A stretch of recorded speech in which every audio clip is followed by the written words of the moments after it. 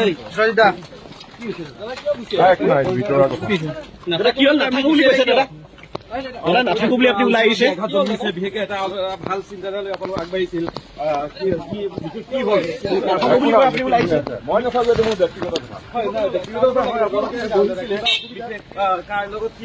কাৰ লগত থাকিলে বিশেষকে কিয় নাথাকে সেইটো এটা এইটো পিছত গম পাব দিয়ক মই নাথাকো খুবেই খঙত ওলাই অহা যেন লাগিছে